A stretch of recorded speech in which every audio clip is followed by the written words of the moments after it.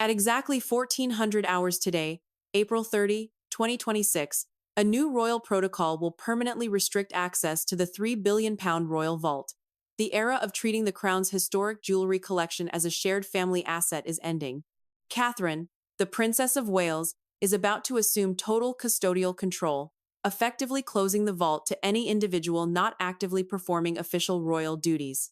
For the past 15 years, international media outlets heavily promoted a specific, simplified narrative. They framed Catherine as a fortunate outsider, a patient addition who simply smiled and waited for her place within the institution. However, internal operational patterns suggest a completely different reality. The late Queen Elizabeth II was not merely evaluating a new family member. She was executing a highly structured, decades-long training program for a future sovereign consort. The deliberate, measured allocation of royal jewelry over the years was a strategic handover of institutional authority. The process began with modest loans, carefully avoiding the heavy political weight of state diadems. A former senior equerry noted during this early period that the Queen used the royal collection to establish Catherine's rank gradually, testing her ability to handle the public scrutiny that accompanies the crown's most recognizable artifacts. The definitive transition from cautious trainee to active political strategist can be traced to a specific historical marker. On the evening of February 11, 2014, Catherine arrived at the National Portrait Gallery in London. At exactly 7:14 in the evening, she stepped out wearing the Nizam of Hyderabad necklace. According to financial appraisals and confirmed by the BBC, this platinum and diamond Cartier piece is valued at approximately £66 million. It stands as the most expensive single item in the private royal collection. Originally gifted to Princess Elizabeth in 1947, this was not a routine styling choice. It was a calculated diplomatic maneuver. During a period when overseas media were actively generating unauthorized biographies and internal family rumors, Catherine deployed the empire's most valuable physical asset.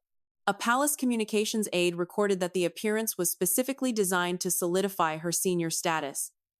Wearing the Nizam of Hyderabad delivered an indisputable message of hierarchy and dynastic continuity. It effectively neutralized external media speculation and established her undeniable authority, all without the need to issue a single official press release or statement. This strict operational discipline becomes even more apparent when analyzing how different factions of the royal family navigate institutional crises. Over the past 5 years, the monarchy has endured the sudden departure of senior working members, a global health emergency, and the passing of 2 reigning monarchs. In response to these pressures, one faction opted for immediate public disclosure. They participated in high-profile television interviews and produced extensive commercial streaming documentaries to broadcast internal family grievances to a global audience. Catherine applied a strategy of absolute public silence, instead utilizing historical artifacts to project institutional stability. This was most visible during the funeral of Prince Philip in April 2021 and the state funeral of Queen Elizabeth II in September 2022. On both occasions, Catherine wore the Japanese pearl choker. This specific 4-row pearl necklace, featuring a curved diamond clasp, was commissioned by the late Queen and had served as a staple of her diplomatic wardrobe for decades. By deliberately selecting this piece during moments of intense global vulnerability, Catherine served as a stabilizing visual anchor for the institution. A trusted royal advisor recently confirmed that this refusal to engage in public disputes is not passivity.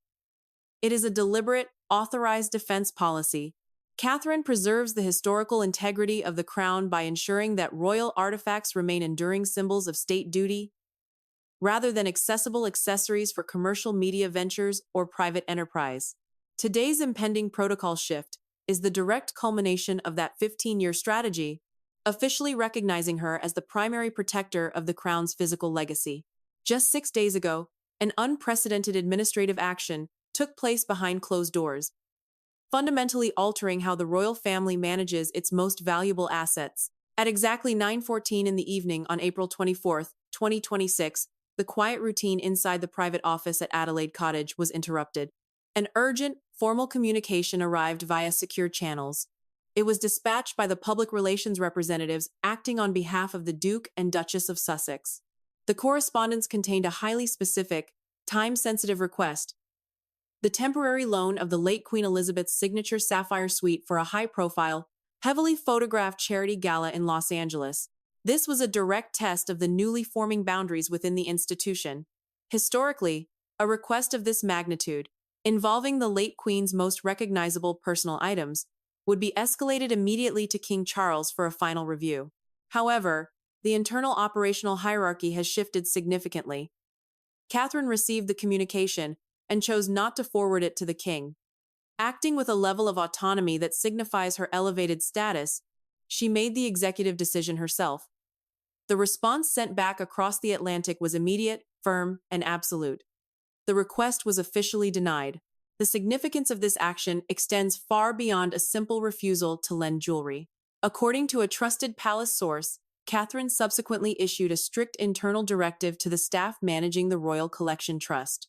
The exact phrasing of this memorandum was leaked to the press late last night, providing a rare glimpse into her governing philosophy. The directive stated, clearly and without room for misinterpretation, the physical heritage of the crown was built on a foundation of daily duty, public service, and unwavering loyalty. These historical artifacts exist solely to represent the enduring institution of the monarchy. They are not, and will never be, available to serve as styling pieces for commercial red carpets. This single administrative boundary carries immense strategic weight. Royal correspondents and media analysts across London immediately recognized the broader implications of this denial. Examining the situation through the lens of traditional media analysis, this calculated move effectively severs a vital line of public relations oxygen. For a brand operating in the United States that relies heavily on its residual royal association, a physical proximity to the crown's history is their most valuable currency. Without access to the royal vault, that visual and historical connection to the monarchy is firmly cut off. In the highly competitive, image-driven landscape of Hollywood, lacking these profound symbols of state significantly diminishes their unique market positioning. It places them alongside standard celebrity figures, stripping away the regal mystique that commands global attention and lucrative media contracts. For observers and commentators who prioritize institutional loyalty, this decisive action is viewed not as a personal grievance, but as a necessary and highly effective enforcement of institutional standards. It delivers a definitive resolution to years of ambiguity, clearly signaling that the profound privileges of the monarchy are strictly reserved for those who consistently perform its daily duties. The swift denial issued from Adelaide Cottage late last week was quickly framed by certain commentators as a personal grievance, a mere continuation of a long-standing family dispute. That interpretation is factually incorrect and severely underestimates the reality of modern royal operations. Catherine did not make that decision based on personal sentiment or emotion. She executed a strict legal obligation. To understand the true gravity of her position, one must examine the precise legal frameworks that quietly govern the monarchy behind its gilded doors. The foundation of this uncompromising stance lies in a highly confidential legal document. Legal analysts and royal insiders point to a specific addendum within the late Queen Elizabeth II's private will, widely referenced in administrative circles as Appendix Q402. This specific clause does not deal in vague traditions. It legally defines the strict, non-negotiable parameters of a working royal. When King Charles III made the strategic decision to streamline the monarchy, this exact definition became the institution's ultimate dividing line. You are either actively representing the crown on a daily basis, or you are a private citizen pursuing independent commercial interests. There is no hybrid model, and there is no middle ground. Today, Catherine serves as the primary guardian of that critical boundary. Furthermore, to grasp the scale of what is at stake, it is essential to understand how the Royal Collection Trust actually operates. According to the official charters documented on rct.uk, this organization is not a private family jewelry box. It manages one of the largest, most historically significant, and most valuable collections of art and artifacts in the world. These items do not belong to any individual member of the Windsor family. They are held in trust by the sovereign for the nation and for future generations. When Catherine oversees the deployment of these pieces, or when she firmly denies a request from a non-working member, she is not acting out of personal preference or rivalry. She is functioning strictly as the designated legal steward of the Crown's historic assets. Her mandate is to protect the institutional integrity of the collection at all costs. The legal and financial implications surrounding these artifacts are remarkably severe. The Royal Vault operates under an intricate web of international transit laws, diplomatic protocols, and billion-pound insurance liabilities.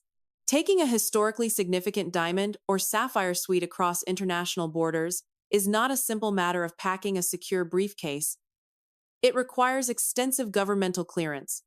If an unauthorized individual were to transport an item from the royal collection out of the United Kingdom for an independent commercial endeavor such as a sponsored charity gala or a lucrative magazine photo shoot without explicit, documented clearance from the Crown, it would trigger an immediate and massive legal crisis.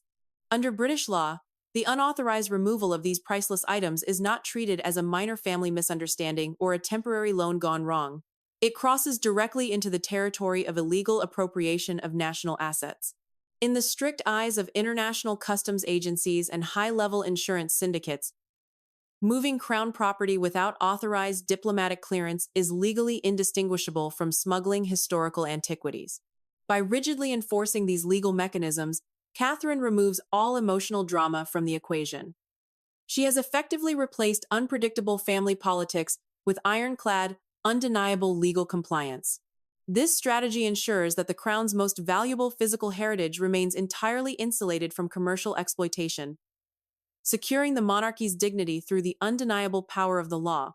How did this strict new operational reality actually take shape behind the palace gates?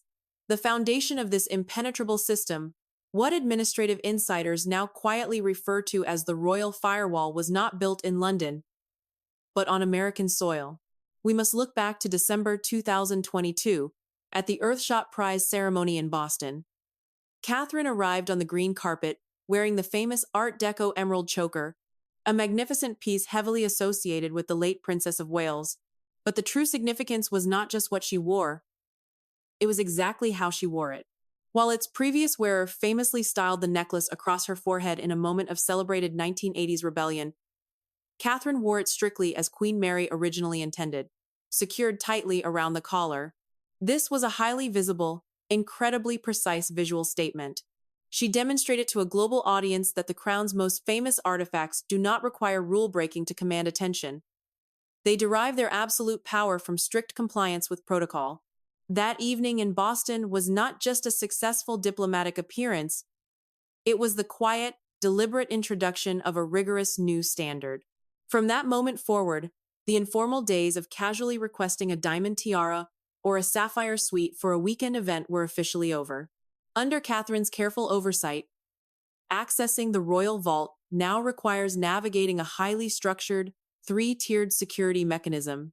If anyone wishes to wear a piece of the Crown's history today, this is the exact operational gauntlet they must survive.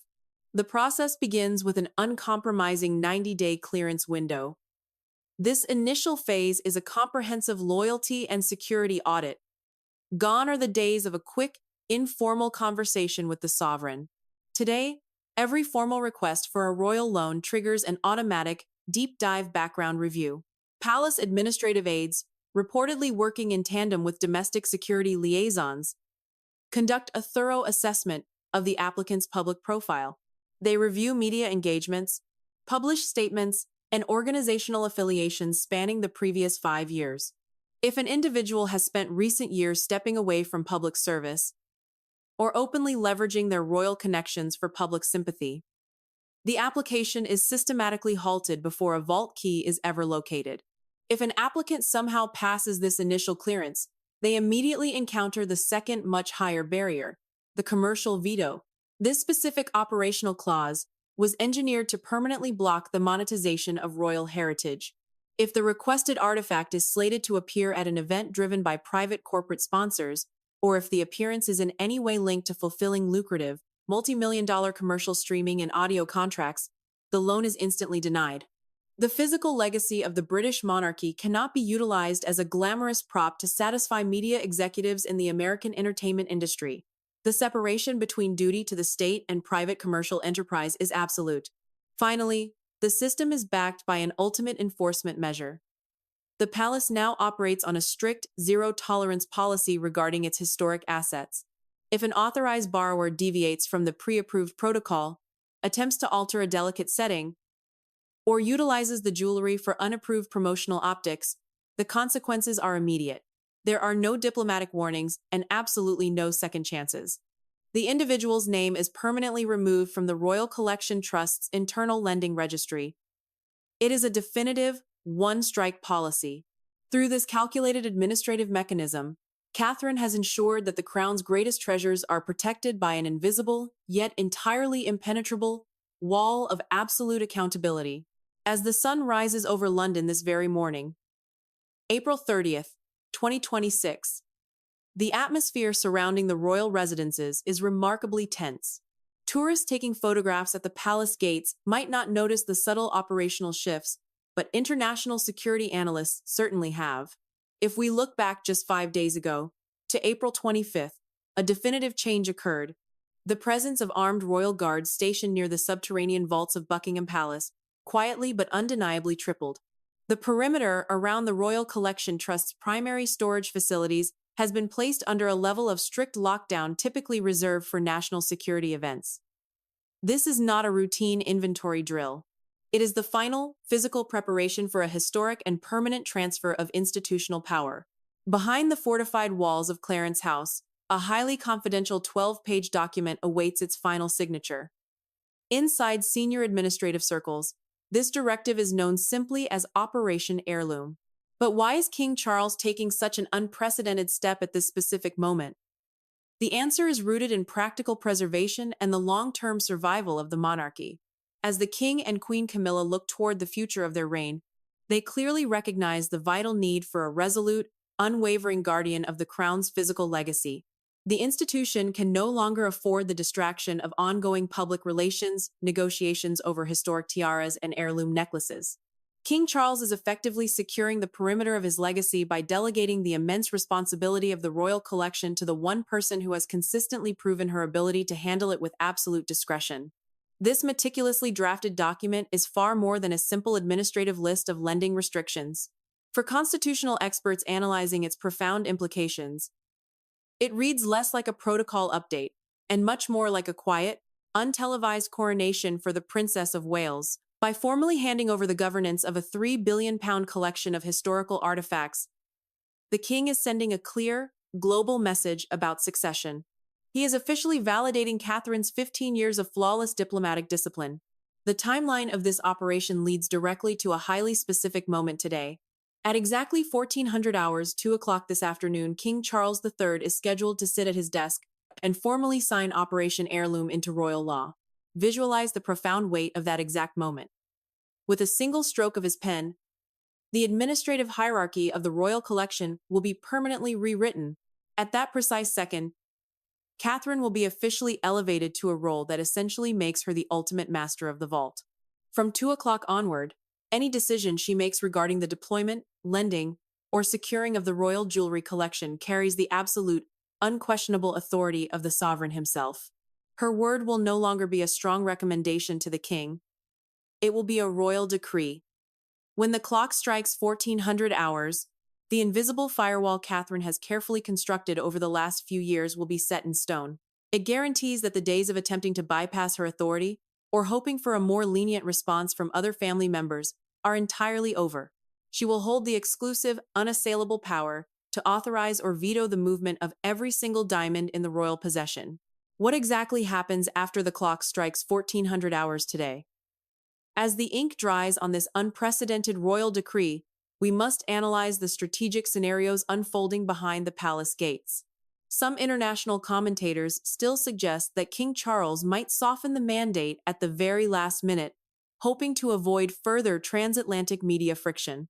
Analysts tracking palace operations assign a strict 0% probability to that outcome. The institution has firmly moved past the era of public relations concessions. Others propose a middle ground compromise, a scenario where Catherine governs the heavy state jewels, but the private family archives remain open for negotiation. Security insiders give this partial measure a mere 15% chance of survival. It simply leaves too many loopholes for potential exploitation. The most realistic outcome, standing confidently at an 85% probability, is an absolute and unconditional transfer of custodial authority. Catherine will secure total operational control over the entire collection. According to preliminary administrative drafts, her immediate focus will involve placing supreme artifacts, including the recently revived Strathmore Rose Tiara and the sovereign-exclusive Oriental Circlet, under an ironclad national treasure designation. This specialized legal status effectively freezes the artifacts in place, guaranteeing they can never be requisitioned, loaned, or leveraged for private commercial gain by anyone outside the immediate working royal fold. On the surface, the broader institutional narrative appears to be cleanly and decisively resolved. The perimeter is fully secured. The crown's physical legacy is safely locked behind an impenetrable administrative firewall, managed by a princess who has spent 15 years proving her unwavering dedication to protocol. The era of ambiguity seems to be officially over. However, an unexpected complication has quietly emerged from the highly classified pages of the Royal Collection Trust's most recent inventory report. In preparation for today's historic transfer of power, an exhaustive internal audit was conducted with the quiet assistance of domestic intelligence advisors. That precise audit revealed a highly sensitive discrepancy. The master vault is secure, but it is not completely whole. The comprehensive logs confirm a specific, glaring gap in the jewelry collection directly linked to the late Diana, Princess of Wales. Specifically, exactly 2 intricate emerald rings and 1 significant sapphire necklace are unaccounted for within the palace's subterranean storage facilities. According to confidential tracking documents, these precise historical items crossed the Atlantic in 2020 and currently reside in a private, heavily guarded safe in Montecito, California. This physical absence creates an immediate, severe legal dilemma for the monarchy's new protocol. At 2 o'clock today, Catherine officially assumes her mandate. With that elevated position comes the strict, non-negotiable legal obligation to preserve, protect, and consolidate the entirety of the crown's historic assets. She cannot selectively enforce the rules.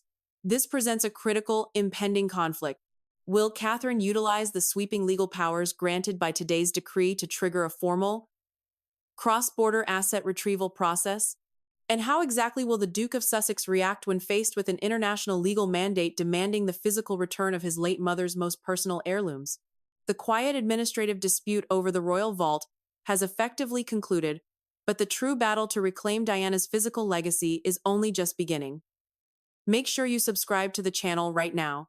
We will declassify the impending legal standoff between Buckingham Palace and Montecito in exactly 48 hours.